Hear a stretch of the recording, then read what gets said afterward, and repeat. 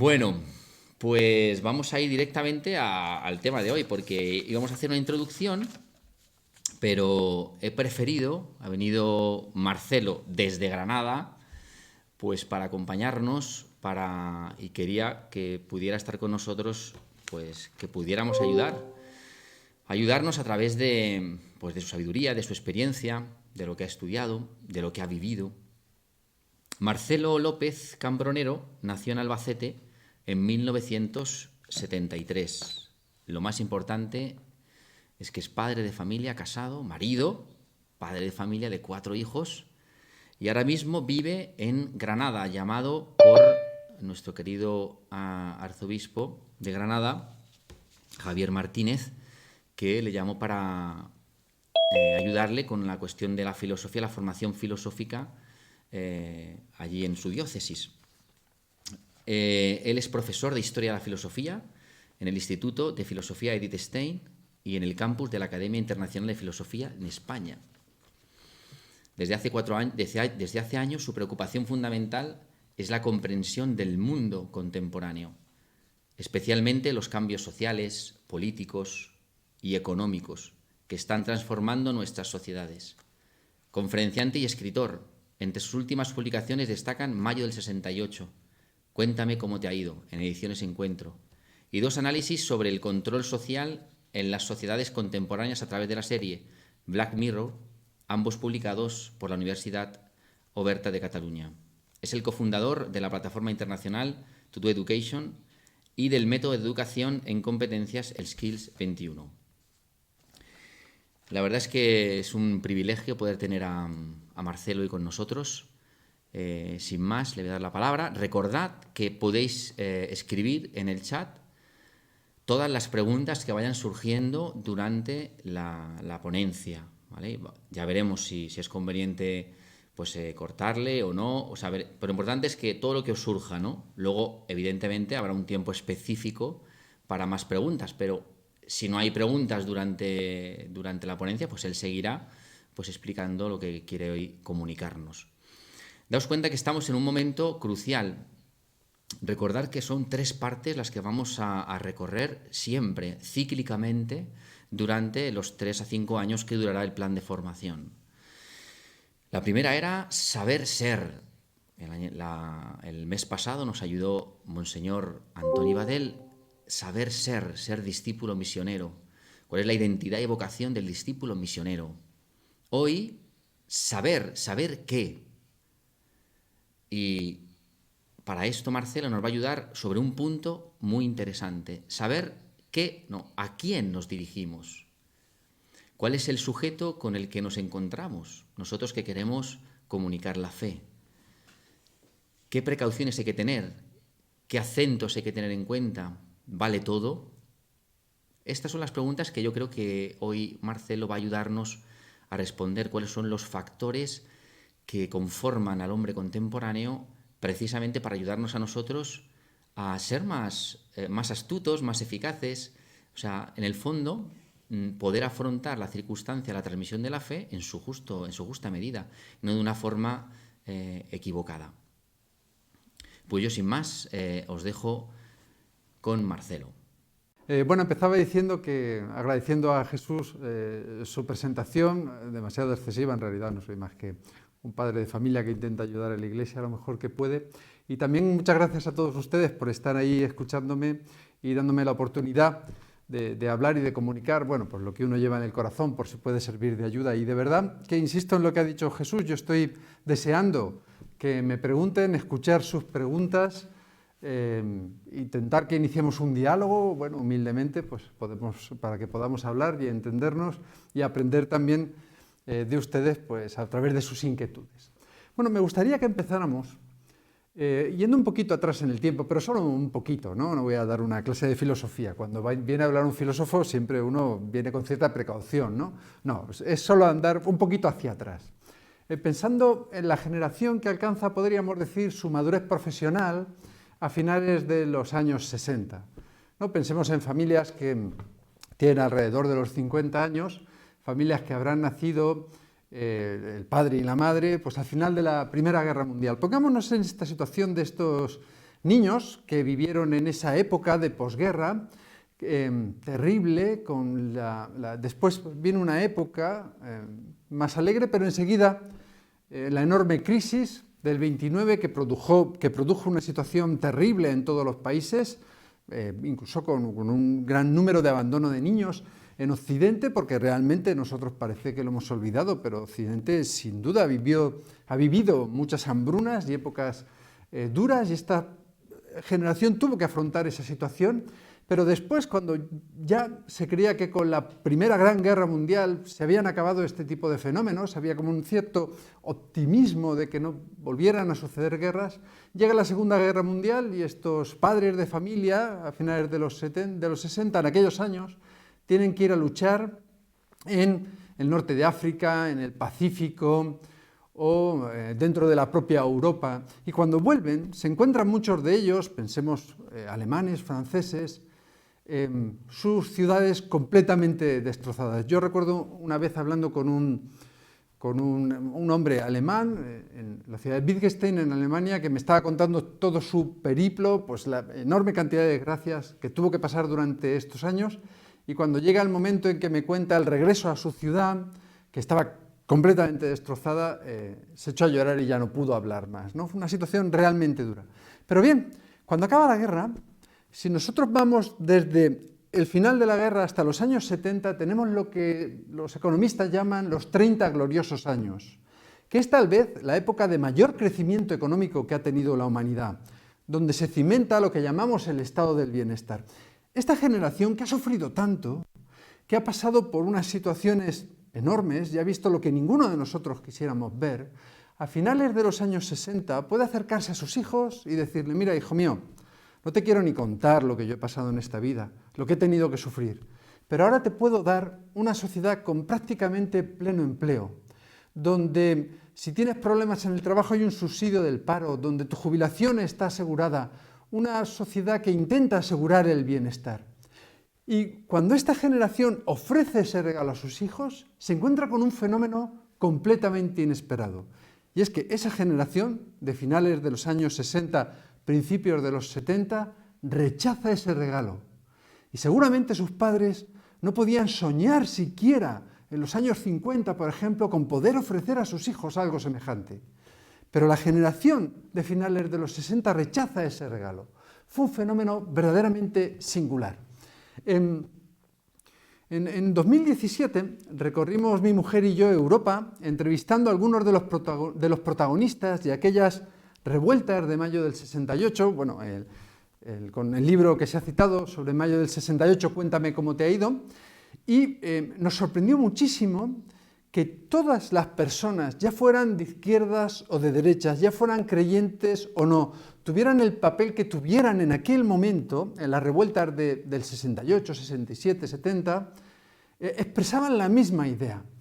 Quien quizá mejor lo expresó fue Aldo Brandirali, que fue uno de los grandes líderes en Italia del movimiento de revuelta estudiantil. Brandirali decía: mirad, nuestros padres nos lo ofrecían, ellos pensaban que todo lo que se podía ofrecer. Habían creado una sociedad donde se podía vivir bien, donde se podía tener apartamento, un buen piso, donde se podía tener trabajo, la gente se podía comprar su coche, los chavales iban masivamente a la universidad por primera vez en la historia, pero nosotros, los jóvenes, lo que queríamos era poder disfrutar de la vida, encontrar el sentido de la vida, que hubiera una respuesta al deseo que teníamos dentro.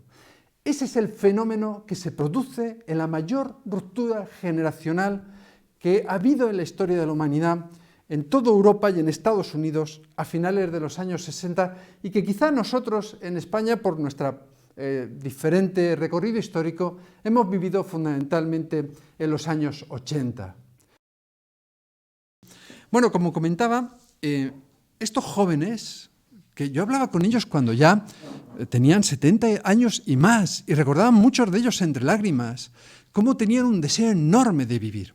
Y las respuestas que le daba la sociedad de aquel momento, la que habían construido la generación de sus padres, no era suficiente para ellos. Las grandes respuestas que había en la época eran la propuesta capitalista, que era la habitual en el mundo occidental, obviamente, donde se ofrecía la posibilidad de tener un desarrollo profesional prácticamente asegurado, porque la situación en aquellos momentos era cercana al pleno empleo. Sin embargo, esa propuesta capitalista, lo que se llamaba entonces el American Way of Life, había caído en un gran descrédito debido a la guerra del Vietnam. La primera guerra en la que se pudo ver los abusos en muchas ocasiones, tanto del ejército de Vietnam del Norte, sin duda, pero también de los Estados Unidos, que habían acabado la Segunda Guerra Mundial con un estatuto moral increíble y que ahora se despedazaba ese estatuto viendo a niños correr saliendo de sus aldeas en Vietnam envueltos en llamas. Y los jóvenes no pudieron aceptar esto y se volvieron en contra de Vietnam y en buena medida estas revoluciones juveniles tuvieron que ver con esta guerra. Pero tampoco podían aceptar el comunismo, porque en aquellos momentos se descubrieron los terribles crímenes de Stalin que habían estado ahogados, ocultos, tanto en la Unión Soviética como por parte de los partidos comunistas europeos.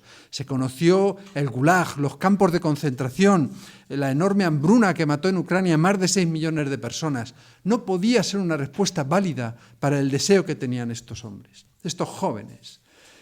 Pero otro fenómeno singular es que no apreciaron que el cristianismo pudiera ser una respuesta a ese deseo. ¿Y por qué? Porque sus padres les ofrecían lo que podríamos llamar, de una forma un poco abrupta, pero que se entiende, un cristianismo descafeinado, porque faltaba Cristo. Es decir, en muchas ocasiones el cristianismo se había convertido en una moralidad, en un determinado comportamiento, en una estructura que te decía cómo tenías que vivir, pero sin que en ese tener que vivir hubiera un sentido que mostrara cómo ese camino realmente satisfacía el deseo que ellos tenían. Les ofrecían que lo siguieran como una respuesta que no estaba orientada a su deseo, como si se hubiera decidido cómo tenían que vivir antes de que ellos nacieran, y no pudieron aceptarlo. Y esto generó una situación, una crisis histórica, los filósofos le llamamos posmodernidad, que llegó culturalmente y que realmente produjo un cambio de época. Porque ciertamente, a lo largo de la historia, muchas personas, tal vez todas o casi todas, se han preguntado en algún momento de su vida si la propuesta de sentido que sus sociedades le daban, es decir, la manera en que les ofrecían vivir para ser felices, para poder saborear el 100 por 1, ¿verdad?, esa experiencia de vida plena en este mundo, ¿esa propuesta era apropiada o no era apropiada? Mucha gente se lo habían preguntado, pero aunque se lo preguntaran, siempre existía la conciencia de que ese sentido de la vida existía.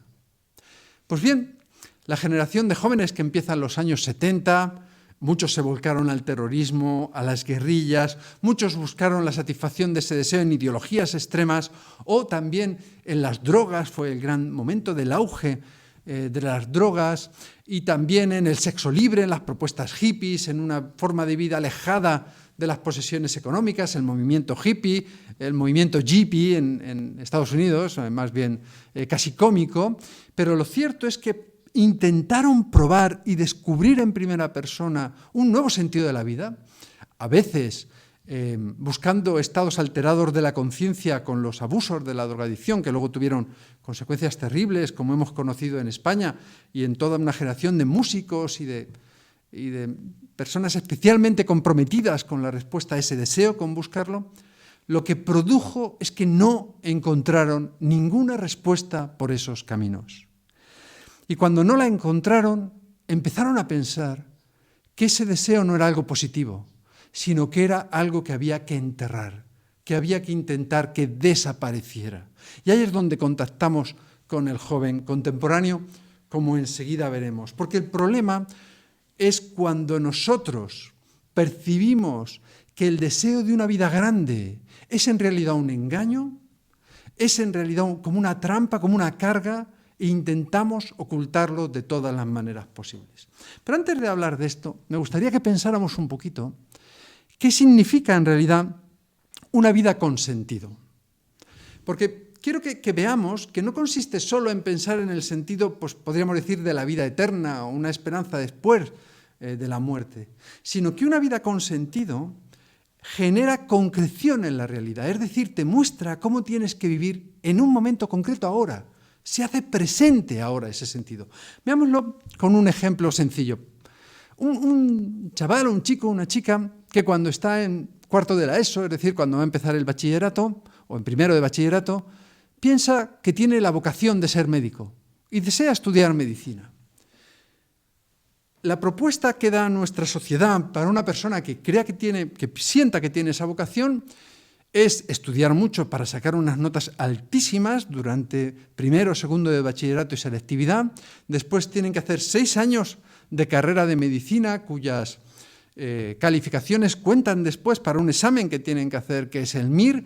Cuando hayan superado ese examen, que les llevará un tiempo como una oposición, tienen que hacer unos años, normalmente 5 años de residencia, donde tienen que trabajar duramente durante muchos años. Es decir, una persona que en segundo de eso, o que en cuarto de eso, perdón, o que en primero de bachillerato, piense que quiere estudiar medicina, ese deseo, esa esperanza de ser médico que plantea en el futuro, empieza a concretarle la vida ahora, porque tiene que enfrentarse a una vida de estudio. Y muchas veces cuando sus amigos le ofrezcan salir o cuando surjan posibilidades de ocio, tendrá que decir que no y quedarse a estudiar. Y empezará a experimentar un hecho que sucede siempre cuando la vida se concreta. Y es que la realidad, esa realidad concreta, es dura, conlleva sufrimiento, conlleva sacrificio. Siempre la realidad concreta tiene una parte de dureza.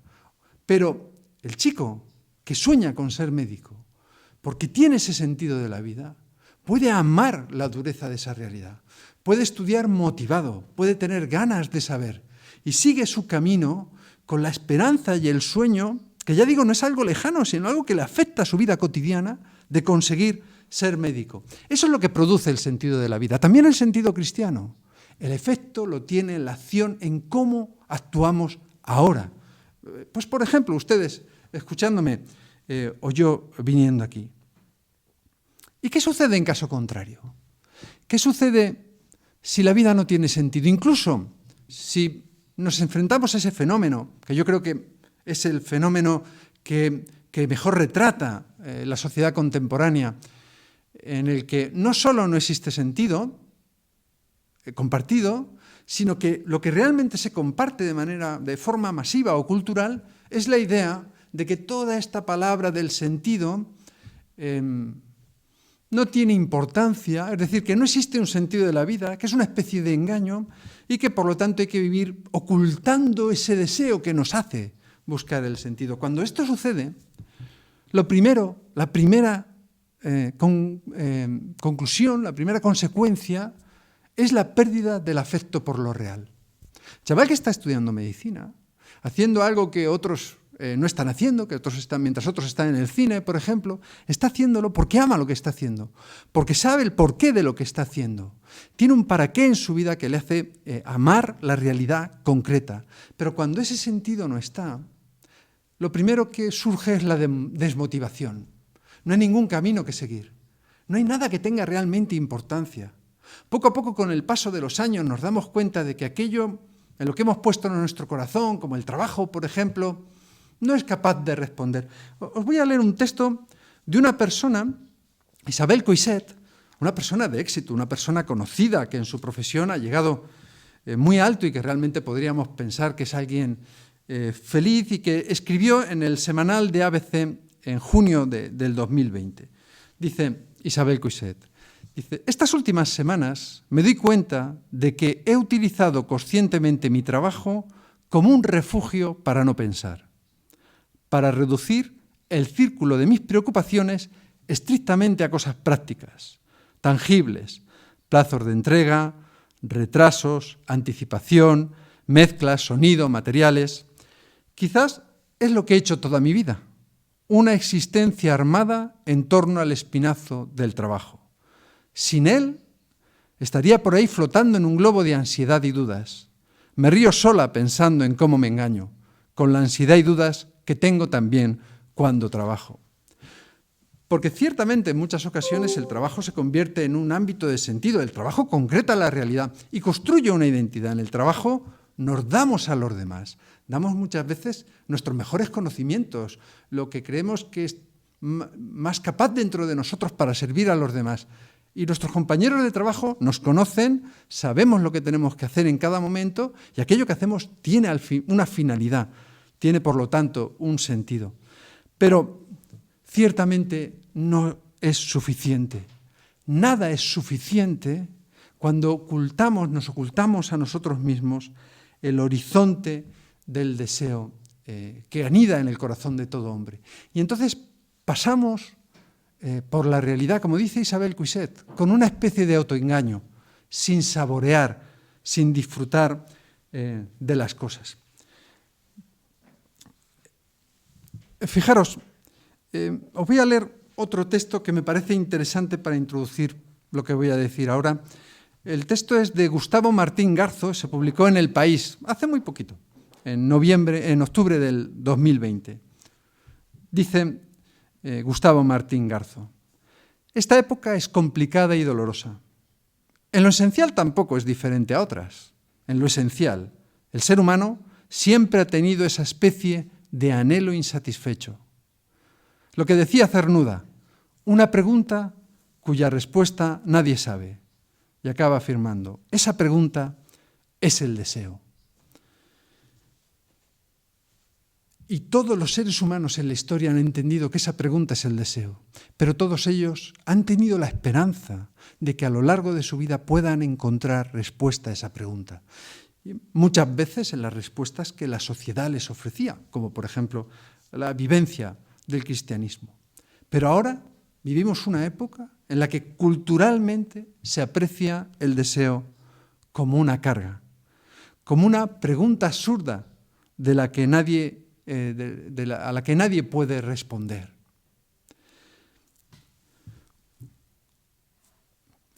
Y la sociedad ha inventado una forma de afrontar este problema, que es lo que, los filósofos del 68 llamaban la sociedad del espectáculo, pero que nosotros podemos entender perfectamente como una sociedad del hiperconsumo.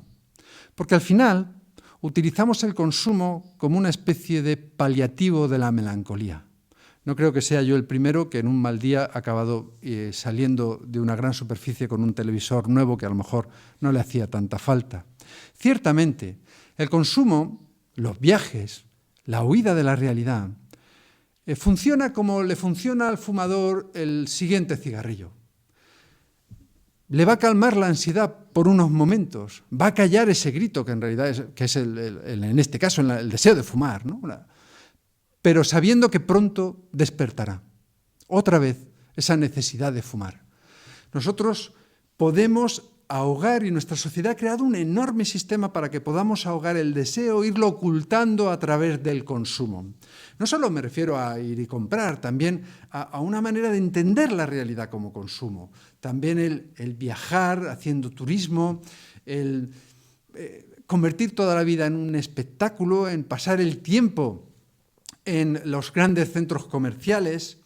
Estos son fenómenos que responden de alguna manera a ese deseo insatisfecho del ser humano, pero no contestándolo, sino ahogándolo, intentando que cuando suba demasiado baje, porque se entiende que ese deseo, en la medida en que no tiene respuesta, es una especie de castigo, es una carga insoportable. Miren, cuando tenía 12 años, cayó en mis manos un libro, estaba publicado en una colección juvenil, que se llama El forastero misterioso. Lo escribió Mark Twain. Es un libro de principios del siglo XX y en él se cuenta, Mark Twain explica a un grupo de jóvenes austríacos, es una novela corta, cómo en realidad la vida es completamente un engaño, que cada vida humana es apenas un rayo que surge, desaparece y se hunde en el cosmos del universo, que ninguna vida tiene sentido desde el punto de vista de la gran magnitud del espacio en el que vivimos y que por lo tanto lo único que podemos hacer es intentar acallar ese deseo para que no se vuelva insoportable. En buena medida, hoy lo acallamos a través de los ansiolíticos y de los antidepresivos, cuyo consumo se ha convertido en algo completamente habitual. Bien, la pregunta entonces, lo que yo les propongo primero es entender que el sujeto contemporáneo es un sujeto, el joven contemporáneo especialmente, pero nos pasa un poco a todos, porque es parte de nuestra cultura. Nos han enseñado a mirar hacia otro lado, a negar ese deseo, a intentar ocultarlo. Y por eso lo primero que necesitamos es que ese deseo despierte. Si nosotros tenemos una respuesta ya dada a ese deseo que no se ha dejado despertar, va a ser una respuesta a una pregunta que jamás se ha formulado. Es más, que se le ha educado al joven en que evite enfrentarse a esa pregunta, en que son, se diría, paparruchas, autoengaños, y que por lo tanto hay que evitarla de todas las maneras posibles. Bien, la primera manera de que, y es la experiencia que seguro que muchos de ustedes al menos tendrán, si no todos, y que yo desde luego tengo, la primera manera de que nos atrevamos a dejar que ese deseo despierte es viendo en otros lo que es el afecto a lo real. Hay un texto, el último que les leo, pero es que es verdaderamente significativo, es de Manuel Castells, publicado en La Vanguardia, también en mayo del 2020, hace muy poquito. Decía Manuel Castells, dice, las ganas de vivir por encima de todo, no de sobrevivir, sino de vivir. Eso han sido los niños saliendo, corriendo a jugar, sí, pero también a saludar a sus abuelos asomados a las ventanas, a arraigarnos en lo que de verdad importa, es decir, en la realidad concreta. Se dan cuenta de la maravilla que es poder pasear, descubrir parajes que menospreciábamos, sentir nuestros cuerpos activos con el rostro al viento, dejarse mecer por los rayos de sol y las gotas de lluvia, fundirse en el rumor de las olas y embelesarse con la danza traviesa de los colibrís. Muchos de nosotros, cuando hemos salido del confinamiento, hemos redescubierto la realidad, hemos redescubierto a las personas.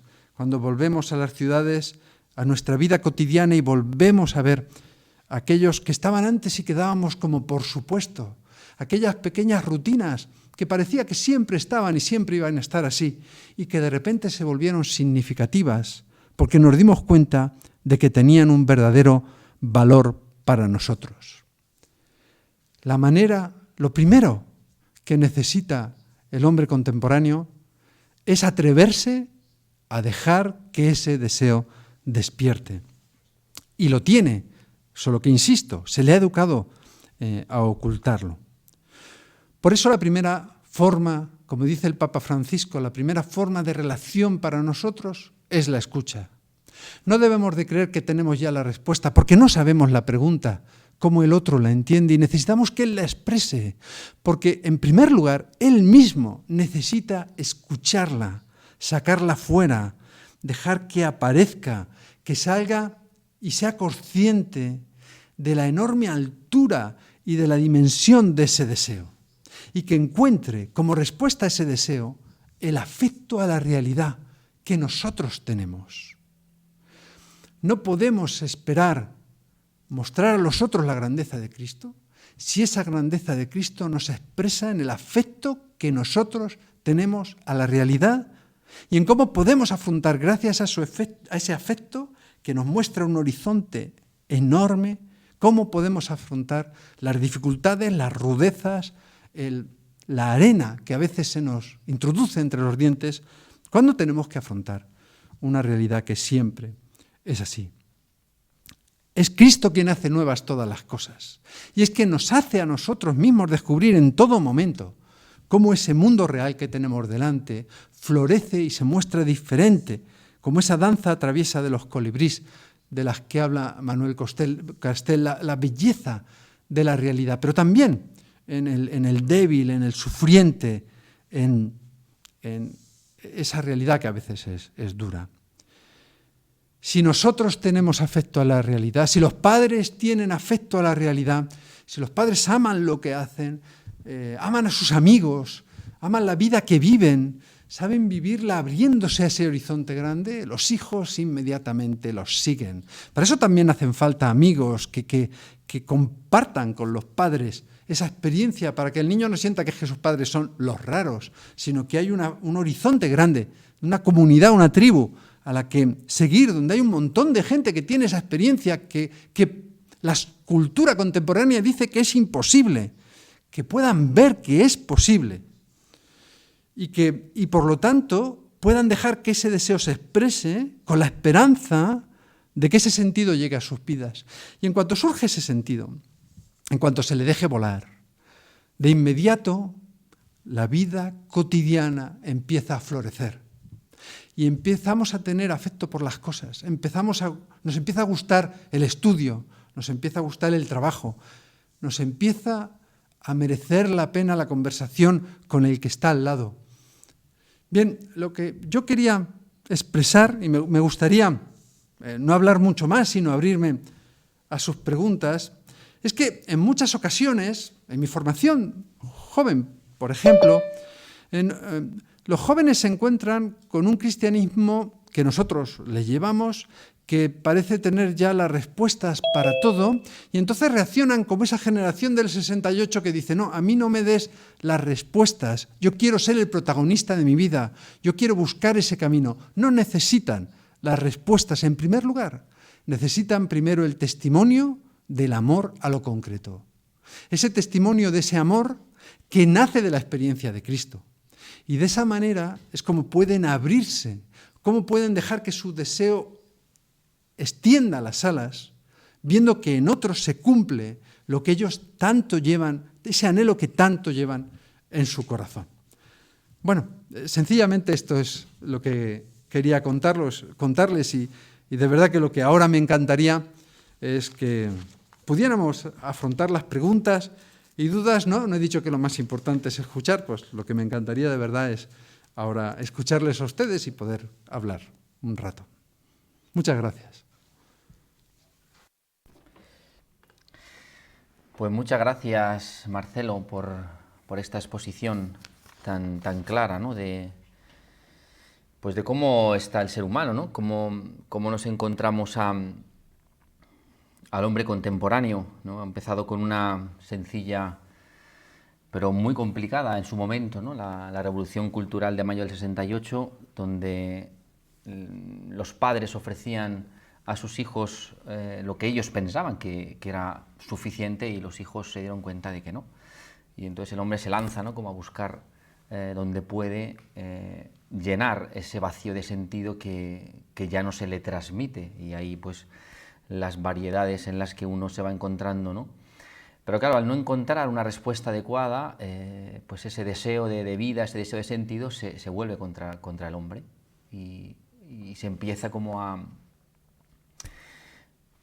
aplastar, a rechazar, incluso a odiar este deseo, ¿no? Con las distintas formas de consumismo y todas las cosas que nos ha hablado.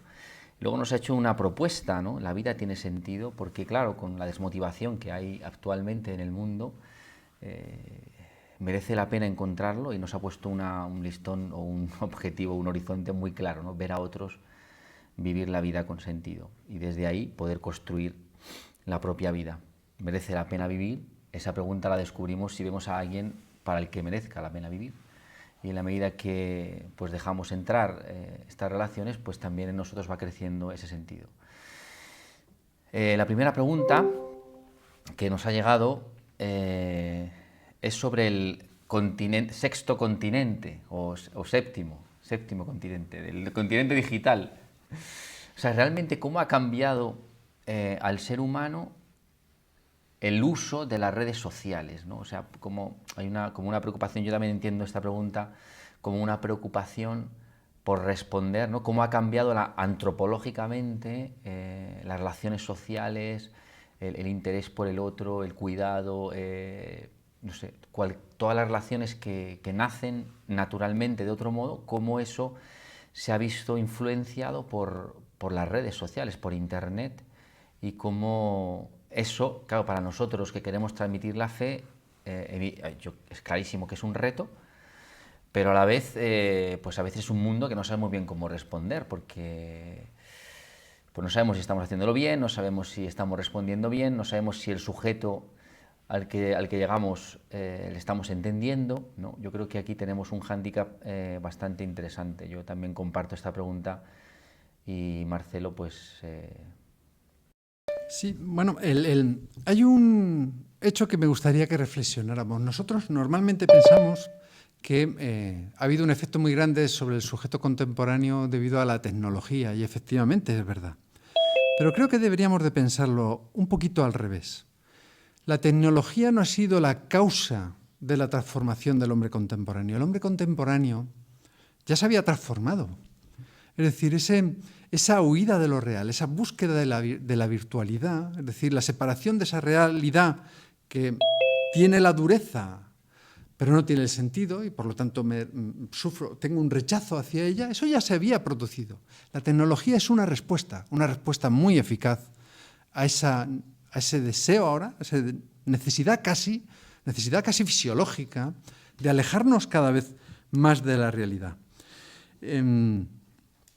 Si nosotros lo pensamos así, nos damos cuenta de que el proceso de aceleración de las sociedades, también desde el proceso tecnológico, lo que lleva también es una aceleración de los procesos en los que puedo encontrar paliativos de la melancolía. A lo mejor lo he dicho un poco raro, voy a intentar explicarlo de otra manera, ¿no? Al principio nosotros íbamos a la tienda de barrio a comprar, pero comprábamos en la tienda de barrio pues, para nuestras necesidades. Después empezamos a ir a los grandes centros comerciales, donde hay una parte que es, por ejemplo, el bazar, donde de repente aparece la idea de que podemos comprar no respondiendo a nuestras necesidades propiamente, sino como una forma de diversión. Es decir, que el consumo se convierte en una forma de paliar nuestra melancolía, nuestra tristeza, de entretenernos, de hacer que el tiempo pase. Porque una característica fundamental de la huida de la realidad es que no vivimos la realidad construyendo un sujeto, sino perdiendo la identidad, sin hacer un yo. Bueno, quizá luego hablemos de este tema, que es algo más complicado. Bien, después aparecieron los grandes centros comerciales, donde no solo tenemos donde comprar, tenemos también los restaurantes, tenemos también los cines, donde podemos pasar un montón de tiempo yendo de una cosa a otra, con experiencias muchas veces cortas, la proliferación de cadenas de comida rápida, la posibilidad de tener experiencias rápidas, deprisa, una tras otra, ¿no? De tal manera que ha pasado la tarde. Pero a mí no me interesa que pase la tarde, a mí me interesa vivir la tarde.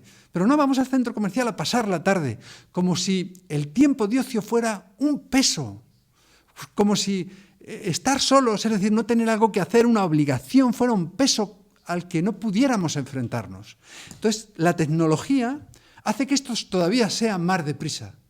Puedo entrar no diré ninguna, pero cualquiera de las páginas donde existen un montón de productos que comprar, nos llegan enseguida al móvil las ofertas diarias del día, ofertas que en muchos casos son ofertas flash, que acaban en 2 minutos, y pasamos mucho tiempo, no se sorprende. Si tiene curiosidad por verlo, dice, llevo 1 hora viendo una oferta detrás de otra, por cierto, he picado en 2, ¿no? Y se me ha pasado el tiempo y me he entretenido.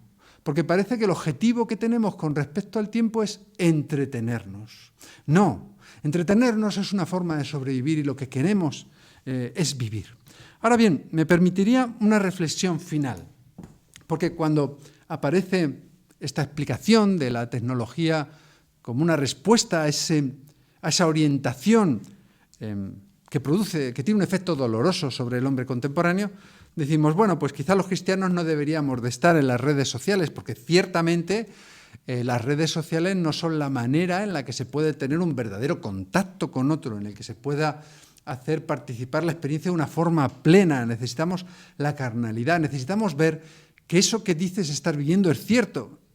Ni siquiera que me lo digas, necesito verlo en tu vida, ¿no? Yo recuerdo la primera vez, después de un cierto alejamiento de la Iglesia, que conocía a personas que estaban viviendo la experiencia cristiana de una manera verdadera, que se notaba, ¿qué os diría yo?, en cómo preparaban el desayuno. Tenían un aura de una felicidad que no les quitaba los sinsabores de la vida, pero que podían afrontar con alegría, y porque amaban todo lo que hacían, y a ti que te acogían de una manera que no veías en otros, donde había como ese fondo de tristeza y desolación. Bien, y decimos, bueno, pues entonces abandonemos las redes sociales. Bueno, esto siempre me recuerda el ejemplo de una amiga mía. Ella dice que debe de ser la única persona en el mundo que se ha acercado a la Iglesia por un cartel. No es verdad, ¿no? Muchas veces en la universidad, en mis años jóvenes, cuando Internet todavía no se había desarrollado tanto, uno sabía que había movimientos cristianos o actividades cristianas en la universidad porque aparecían los carteles. Las redes sociales son una forma de hacernos presente, pero de una manera virtual. Y de eso también tenemos que ser conscientes. Las redes sociales son una manera de hacer visible, pero no de una manera carnal y real, la experiencia cristiana. Pero hay que estar ahí para que esa experiencia se haga visible. Es decir, los que hacíamos carteles y los pegábamos por la universidad, a veces nos preguntábamos, entre el diseño del cartel, que no había Photoshop, que había que hacerlo con 1000 penurias, el pegarlos, el que después a los 4 minutos algunos te los quitaran, ¿merecía la pena?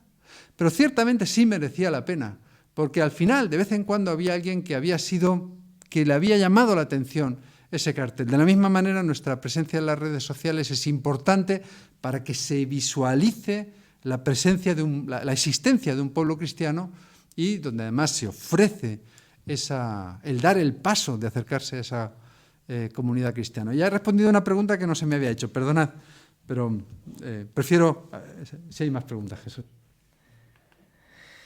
Sí, mira, introduzco esta pregunta que nos hace Consuelo, leyendo un pequeño fragmento de un artículo de Gustavo Martín Garzo en El País del 17 de octubre de este año. Dice, esta época es complicada y dolorosa. En lo esencial tampoco es diferente a otras. El ser humano siempre ha tenido esa especie de anhelo insatisfecho. Lo que decía Cernuda, una pregunta cuya respuesta nadie sabe. Esa pregunta es el deseo. Y Consuelo pregunta, ¿cómo educar de forma concreta con tu experiencia al hombre contemporáneo para despertar este deseo?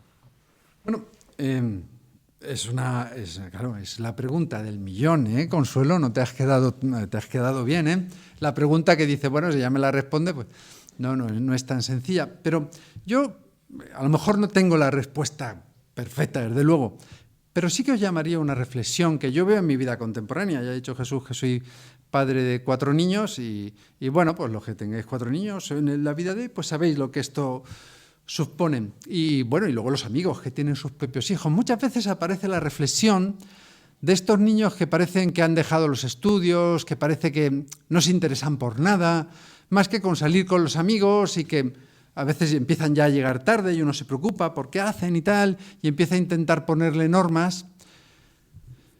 Claro que es importante que los niños tengan normas, pero es importante también pensar otra cosa. Lo que están buscando es la respuesta. Es decir, hay 2 opciones por las que una persona empieza a dejar de prestar atención a la realidad que se le ofrece y empieza a ir fuera.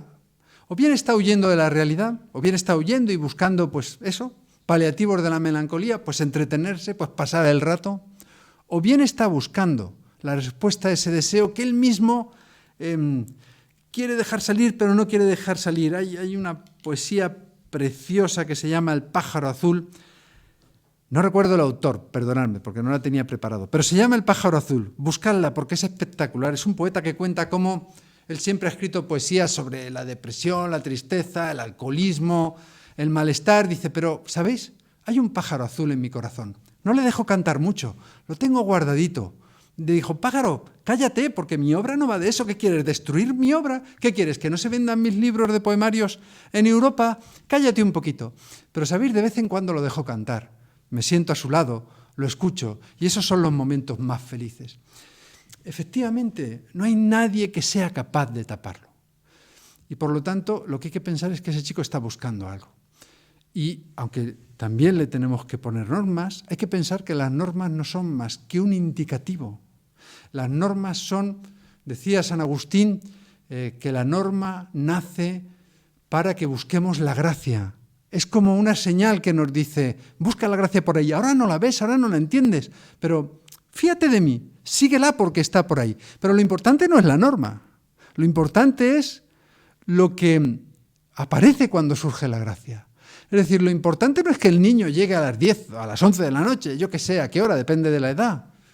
Lo importante no es eso. Eso nos puede hacer que nosotros estemos tranquilos si nos acostemos antes. Nos puede hacer pensar que a lo mejor no hace cosas tan malas si llega antes. Pero no es lo que le va a cambiar la vida acostarse pronto, aunque sea muy importante para su descanso. Lo que le va a cambiar la vida es otra cosa. Habría que empezar a plantearse qué es lo que está buscando o de qué está huyendo y afrontar nuestra relación con él desde ahí. Y para eso tiene que pasar algo que a los padres de hijos adolescentes nos cuesta un montón, y es escuchar. Fijaros lo que es escuchar a un adolescente. El adolescente no le quiere hablar tanto a sus padres, tiene una cierta sospecha. En cuanto diga 4 cosas me van a echar la bronca, me quedo este fin de semana sin salir si les digo de verdad lo que he estado haciendo. Solo si percibe que pase lo que pase, que haga lo que haga, que sea cual sea la circunstancia en la que se encuentre, va a ser amado. Solo si percibe que el amor de sus padres está por encima de todo eso, si se da cuenta de que no depende de su comportamiento y no depende de que llegue a las 10 o a las 11, solo cuando puede vivir tranquilamente eso, el adolescente, como cualquiera, es capaz de sacar su corazón. Y ese es un proceso difícil para un padre, porque los niños nos pasan a la adolescencia muy rápidamente y cuando son niños lo que necesitan es normas. Pero cuando son adolescentes lo que piden es otra cosa. Y la norma para ellos es una molestia porque no es suficiente. No, si te relacionas conmigo solo a través de normas, me sigues tratando como un niño y yo ya estoy buscando otra cosa. Es muy difícil, pero los padres tenemos que aprender a dar un paso atrás y a confiar en el Señor, porque el Señor es el mejor educador. Y al final, los niños en nuestra casa, por más que nos pueda doler la experiencia existencial de la vida, están de paso. No son nuestros, son del Señor. Y el Señor está con ellos también cuando vuelven en vez de a las 11, a la 1. Está con ellos. Podemos confiar en Él y rezar. Y con ese espíritu, con esa conciencia, inaugurar la relación con nuestro hijo adolescente para ayudarle a saber, no solo, desde luego, que le ponemos la norma porque lo queremos, pero tiene que saber que lo queremos, que quisiéramos quererlo como Dios lo quiere, aunque no somos capaces, quisiéramos quererlo, que ese es nuestro verdadero objetivo y que queriéndolo o intentando quererlos como Dios lo quiere, somos capaces de escucharle, de estar callados, de dejar que se exprese, de conocerle. Y no os quepa la menor duda, a cualquier adolescente, incluso al que nos pueda parecer que está más descarriado, cuando somos capaces de escucharle, lo que vamos a encontrar es una plegaria. En todos, al menos es mi experiencia, es una plegaria, es un grito de auxilio, es un decir, ¿cómo es posible esto que llevo dentro? ¿Qué puedo hacer con esto que llevo dentro? Y desde luego llevar a las 10 no es la respuesta, insisto. Es que es un asunto importante. Es más sencillo hacer normas, yo lo sé, es más sencillo. Y más cuando nos enfadamos con ellos, pero sin duda tenemos que ganar esa conciencia de que tenemos que escucharles y escucharles y escucharles, poniendo el amor delante de ellos para que llegue el momento en el que puedan sacar ese deseo delante de sus padres. A veces es muy difícil delante de sus padres. Yo siempre en algunas charlas digo, un poco de broma, pero muy en serio, que no hay nada mejor que un buen cura cerca. Pero en todo caso a veces es un amigo. A veces es un amigo de su edad, pero que ha vivido ya otra experiencia. Un amigo un poco mayor. Es una comunidad a la que puede ir. Lo que tenemos que buscar es algo que llene más su corazón que huir, alejarse de la realidad o buscar la satisfacción del deseo en otros lugares que sabemos, ya por la experiencia, no solo de nuestra vida, sino de generaciones, que no la va a encontrar. Carlos Godino nos pregunta, un poco al hilo de esto que estás contando, ¿en qué momento, a qué edad se sepulta el deseo de sentido de la vida? ¿Ocurre en la adolescencia, en la juventud, o tal vez ya los niños de menor edad lo viven así? Y luego, unido a esto, comenta, en ocasiones en la Iglesia se habla para la vida eterna, pero no puede ser que a menudo olvidamos el presente donde domina el deseo de vivir con sentido 100 veces ya aquí y ahora. Quería leer a raíz de esto, ¿no? un texto que también me ha impresionado. La prensa española, desde luego, expone muy clarísimamente el corazón, ¿no? Y ante la desesperación y el sinsentido que tantas veces descubrimos, ¿no? en otros lugares, o simplemente la anestesia o sea, simplemente pues no es todo lo que se puede decir. Lo estoy buscando y no lo encuentro. Luego digo después. Sigue tú. Muy bien, pues como tú me has dado un capote para que me prepare la respuesta, y ahora te doy yo un capote para que encuentres ese texto. Bueno, muchas gracias, Carlos, por la pregunta, que verdaderamente... Nosotros habitualmente pensamos, empiezo por la primera pregunta, ¿a qué edad se sepultan ese deseo? Nosotros habitualmente pensamos que es la adolescencia, pero lo cierto es que cada vez más vemos cómo unos padres que sepultaron bajo metros de hormigón ese deseo hace mucho tiempo, se preocupan de hacer lo mismo con sus hijos. Lo que realmente es terrible, pero lo hacen porque creen que es lo mejor, porque realmente están convencidos de que ese deseo es un castigo, es una carga insoportable. Quiero decir, por lo tanto, que fundamentalmente depende de los padres. Depende de los padres, no de lo que digan, sino de cómo vivan, de cómo expresen su felicidad y su pasión por la realidad, por las cosas, y su afecto, que ese momento se retrase más o menos. Sin embargo, llega un momento, es inevitable, en el que el niño se despega del padre, y esa es la adolescencia, donde ya no le vale la respuesta que su padre tiene. Y es que es así, nosotros lo sabemos. Nosotros podemos estar en una comunidad cristiana donde hay gente que expresa con palabras y que muestra con sus hechos que ha tenido una experiencia de Cristo, y su experiencia nos puede resultar atractiva, pero no va a ser la que nos cambie la vida. Lo que nos va a cambiar la vida es tener nosotros esa experiencia. Y al adolescente ya no le vale lo que está viviendo su padre, que al niño sí le vale y sigue a su padre y lo que quiere es estar cerca de sus padres, pero al adolescente ya no le vale, necesita tener esa experiencia él. Y es el momento en que nuestra compañía tiene que cambiar, tenemos que dar un paso atrás. Tenemos ese momento en el que están durmiendo por la noche y nos acercamos a la cama, esto lo leía en un texto, nos acercamos a la cama y nos damos cuenta de que no son nuestros. Nos damos cuenta de que nosotros no hacemos tanto por ellos. Ese momento en el que percibimos que nuestra relación con ellos tiene que cambiar. No hay nada más educativo que educar a un hijo para el padre, cuando está atento al hijo. Cómo te enseñan cuál es la relación que ellos quieren tener de ti. Esto es un asunto muy importante. Y el otro fundamental es cuando nosotros hablamos de este tema de que el sentido tiene que ver con la vida eterna.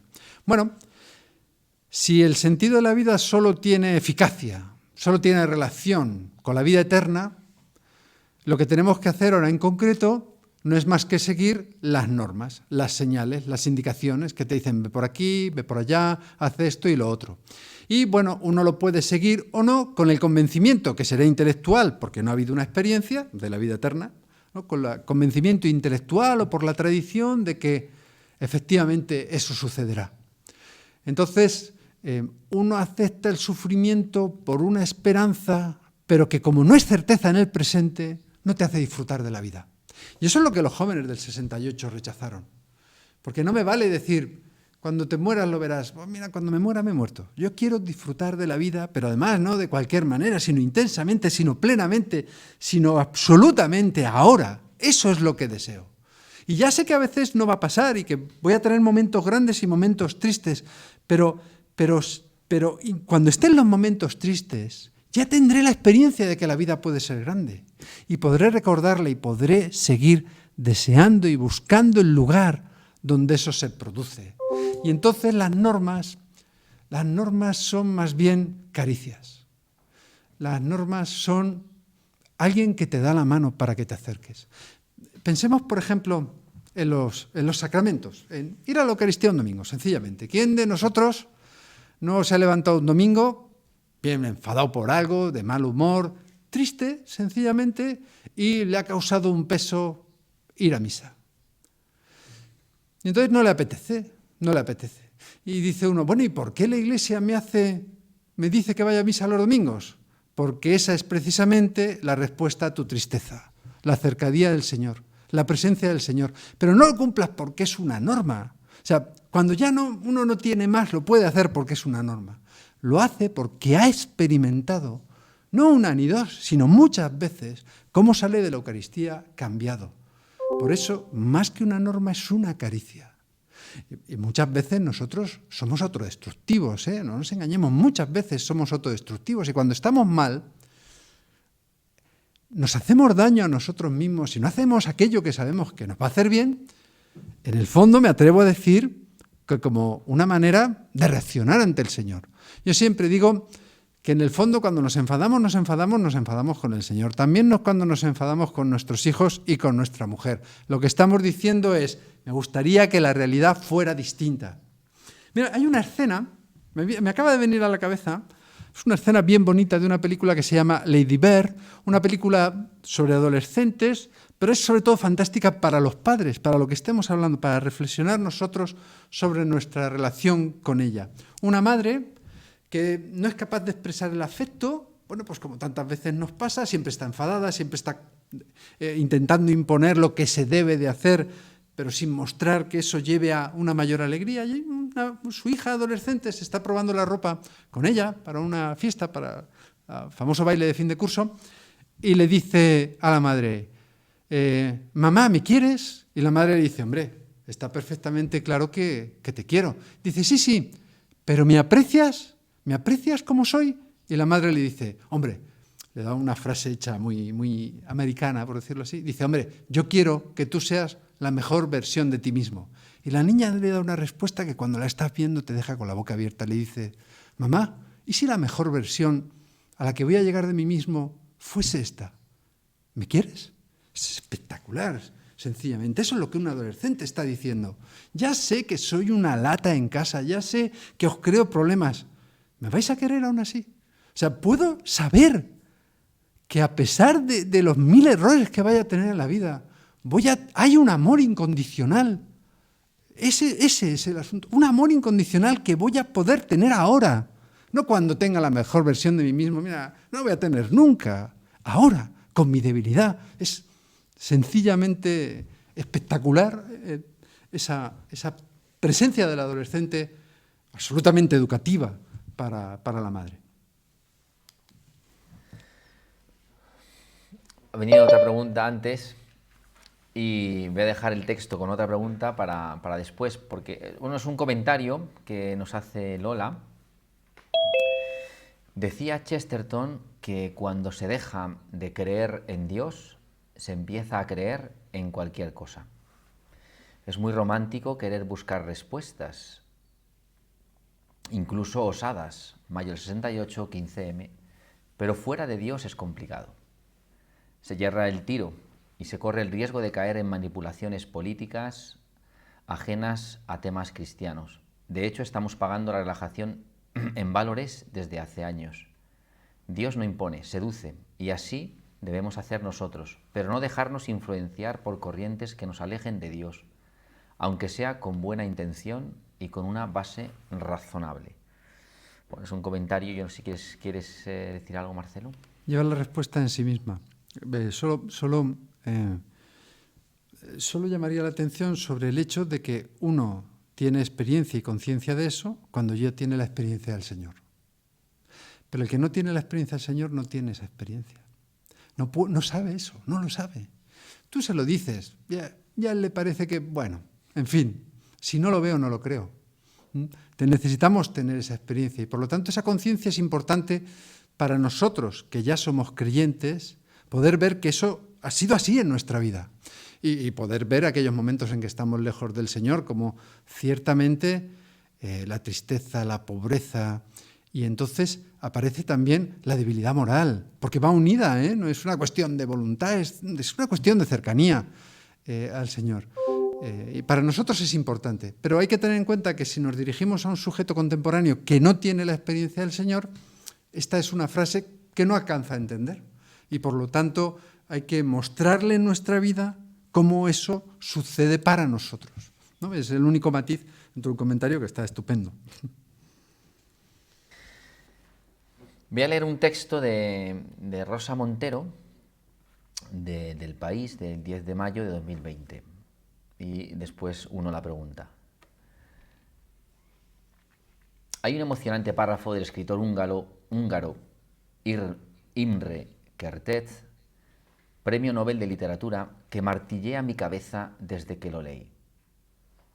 Kertész fue internado a los 15 años en el campo de exterminio de Auschwitz. Mucho tiempo después, recordando aquella experiencia terrible, escribió: pese a la reflexión y al sentido común, no podía ignorar un deseo sordo que se había deslizado dentro de mí, vergonzosamente insensato y sin embargo tan obstinado. Yo quería vivir todavía un poco más en aquel bonito campo de concentración. Me parece que expresa este comentario que le impresiona a Rosa Montero y llega a escribirlo en un artículo en el periódico. A raíz de esto pregunta Paco, el ahogamiento del deseo implica la destrucción de la esperanza. Esto, como ya decías, es un germen del sinsentido, cristalizado en el sinsentido del sufrimiento. ¿Cómo exhortar al descubrimiento de este sentido a los chicos de nuestros grupos cuando, por ejemplo, en una visita a una residencia de ancianos se les da la respuesta de que podrían dejar de vivir para evitar este dolor? O sea, como este contraste, ¿no?, entre este Irne Kertész, que en el campo de concentración, ¿no?, es este deseo que casi inexplicable, ¿no?, pero que no puede acallar, y sin embargo, ¿no?, como que por el contrario, ¿no?, hay voces también como que la mejor forma de afrontar el sufrimiento pues es dejar de vivir. Esta es un poco la pregunta. Bueno, empiezo un poco por el final, una pregunta desde luego muy, muy de actualidad en estos días. Empiezo por el final simplemente, con una reflexión sencilla. Si ese anciano que está pues con un cierto sufrimiento, con un cierto dolor, o pasando esos últimos momentos de su vida, fuera nuestro hijo al que tuviéramos cogido de la mano, ¿pensaríamos realmente que lo mejor es acabar con su vida? El afecto por la realidad nos hace amar al ser humano, incluso en sus situaciones de mayor debilidad, y muchas veces más todavía en esas situaciones de mayor debilidad. Quizá podríamos preguntarnos, ¿y si esa es la mejor versión de él mismo? En esa situación de pobreza que puede tener una persona en los últimos momentos de su vida. Pero también enlazando un poco con esta pregunta, hablabas de la destrucción de la esperanza. Es muy importante que nos demos cuenta, yo lo he expresado en la conferencia, quizá no lo he dicho como lo voy a decir ahora, algo más filosófico, pero espero no pasarme. Tampoco soy capaz de pasarme mucho en eso, pero bueno. Cuando nosotros hablamos de la esperanza, muchas veces pensamos en algo que está allá. Y la esperanza no está allá, la esperanza está acá. Quiero decir, cuando el chico quiere estudiar medicina, lo que está haciendo es crear un puente que une su presente con el futuro. O podemos decir, echarle un cable al futuro y conectarlo al presente. Esa esperanza futura está estirando de mi vida hoy. Por eso decía que la esperanza concreta la realidad. Y no solo concreta la realidad, sino que en vista de esa esperanza, es decir, a ese horizonte más grande, no encerrado en el sufrimiento del momento concreto, sino mirando ese horizonte más grande, podemos percibir la belleza de ese momento concreto. Mirando el horizonte de la vida de una persona, podemos sentir la belleza de sus últimos momentos de su vida. Es importante darnos cuenta, siempre a mis alumnos les leo algunos textos de Agustín sobre ese asunto. La vida es presente. Lo que nosotros llamamos pasado es el pasado que ahora se hace presente. Lo que yo soy ahora mismo mi pasado. Soy la educación que me han dado mis padres, soy lo que he estudiado, soy la transición española. Todo el pasado es lo que se presenta ahora mismo ante ustedes. Yo soy Marcelo, pero soy López Cambronero, la historia de mi familia. Soy pasado, pero el pasado que es significativo ahora, para mí, es el pasado que yo soy ahora, es decir, en el presente. Mi pasado que se hace presente ahora. Es decir, mi manera de hablar porque mi padre hablaba así, mi manera de sentarme porque mi madre se sentaba así, es decir, aquel pasado que ahora se hace presente. Sucede lo mismo con el futuro. ¿El futuro en principio no existe? Bueno, existe porque es presente. Existe porque ese futuro es lo que ahora me hace estar aquí con ustedes. Existe porque he venido desde Granada con la esperanza de que este momento sea significativo, no solo para ustedes, también para mí, con esa esperanza. Y esa esperanza es la que me ha hecho recorrer cada kilómetro. Cuando verdaderamente solo existe esperanza, cuando esa esperanza es un hilo que hace que mi presente, la esperanza es como si alguien agarrara mi presente y lo ampliara, hasta llevarlo a la altura de esa esperanza, que tiene la altura de ese deseo. Entonces se abre cada vez más el horizonte de mi presente. Eso es algo, cuando nos damos cuenta, espectacular, porque nos damos cuenta de la grandeza de cada momento y de cómo queremos disfrutar de la experiencia cotidiana y de lo grande que es vivir. De otra manera, si la vida es entretenimiento, quiero decir, si la vida consiste en sobrevivir, si la vida consiste en pasar el tiempo, ¿qué sentido tiene sufrir? ¿Por qué tenemos que aguantar un poquito más a una persona, unos meses más, si al final va a morir? Bueno, hay una escena de otra película que me viene a la cabeza, se llama El reino de los cielos, no es una gran película, no es que la recomiende, la verdad, pero esta escena es divertida porque hay un guerrero que se dirige hacia la batalla y un amigo suyo le dice: vas hacia una muerte segura. Y el otro le contesta: mira, lo único seguro es la muerte, ¿no? Pues efectivamente es así. No es significativo que vayas a vivir más o menos.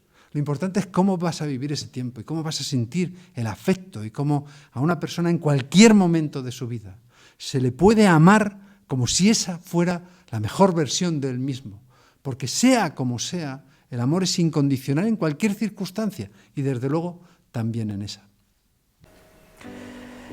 Bueno, mi trato con las series viene de cómo trato en general a la realidad. Llevo viendo series, pues, no sé, desde más o menos 9-10 años.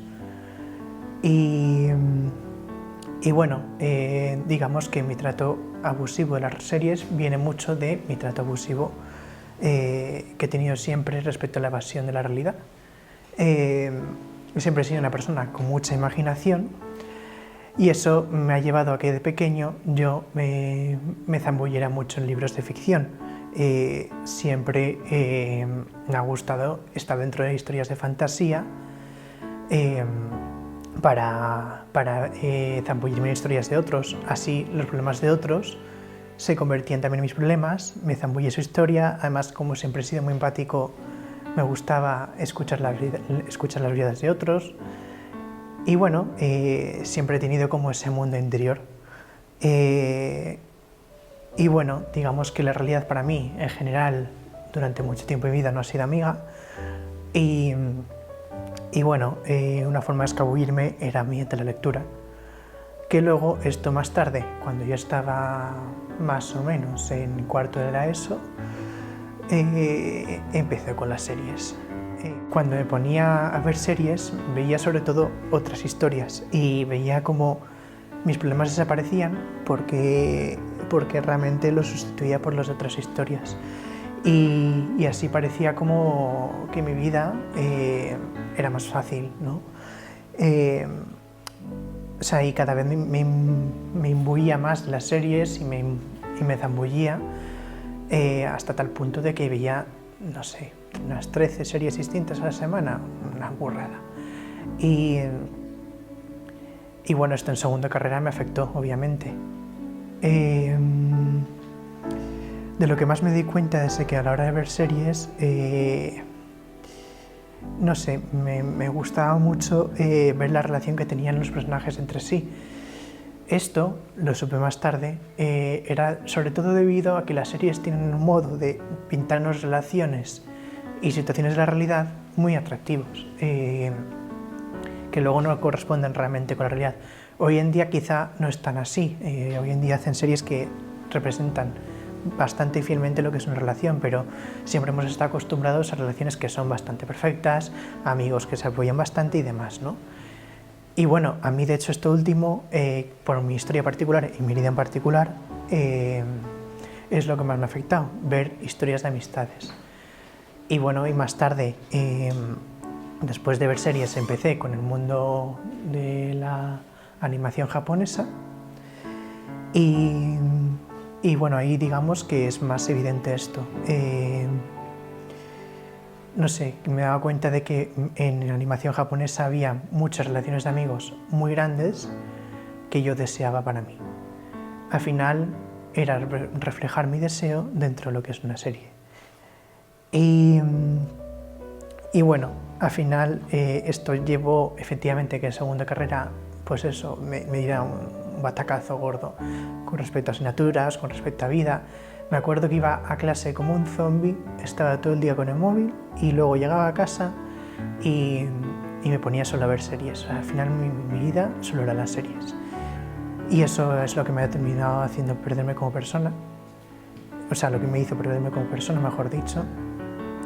Todo esto hubo un día que cambió. Bueno, realmente fue un cambio a escala, ¿no? Pero lo más radical fue el encontrarme con ciertas personas, con ciertos amigos, que poco a poco y mediante un camino que sigue a día de hoy, me hacen darme cuenta de que la realidad ya lo tiene todo lo que deseo. Y que de hecho las series lo que hacen es reflejar parte de esa realidad y la reflejan siempre bajo el prisma de los guionistas y de los actores, nunca va a ser la realidad como tal, y eso hay que tenerlo muy en cuenta. ¿Y por qué me he dado cuenta de esto? O sea, ha sido por encontrar a gente que me quiere tal y como soy, que no me cambiarían por nada, y darme cuenta de que yo siempre he tenido una idealización de las relaciones, de las amistades, que me ha costado encontrar en la realidad y que cuando veo que la realidad la acepto y la abrazo tal y como es, esas relaciones no solo es que traspasen mis idealizaciones, es que de hecho va mucho más allá, porque a mí, por ejemplo, me he querido tal y como soy sin cambiar nada. Y eso me hace darme cuenta de que yo al otro no le tengo que querer sin cambiarle nada. Y eso ha ido haciendo cambiar mi visión sobre la realidad. De esta forma, a día de hoy, las series ya no las veo como un escape de realidad, sino que las veo como una complementación. Me gusta mucho ahora asomarme las series y darme cuenta de que hay cosas que ya tengo y ahora que he vivido una experiencia de dolor y he sido rescatado, me gusta también verme reflejado en personajes y ver y entender de dónde sale su dolor, de dónde sale su historia y cómo se refleja en distintas partes de lo humano. Y me pasa mucho, de hecho, que con el anime y con las series de ficción, lecturas de ficción, ahora me resultan mucho más atractivas porque me doy cuenta de que al exagerar ciertos puntos de la realidad, ¿no? Hacerlos ficticios, hay otros de la humanidad que se hacen más evidentes. Y eso es precioso, la verdad. Por eso yo creo que cuando uno se mete por lo típico, ¿no? Llegas del trabajo, del colegio, de donde quiera que llegas, y te pones con Netflix o HBO, cada cual con su plataforma, y estás un buen rato viendo tu serie favorita. Cuando apagues o se te acaba el capítulo o el maratón, lo que sea que estés haciendo, pregúntate, esa vuelta a la realidad, ¿cómo la haces? ¿Eres más libre? ¿Vuelves con ganas? ¿O estás aterrado porque te das cuenta de que has evadido un rato tu realidad y ahora tienes que enfrentarte a algo que te supera?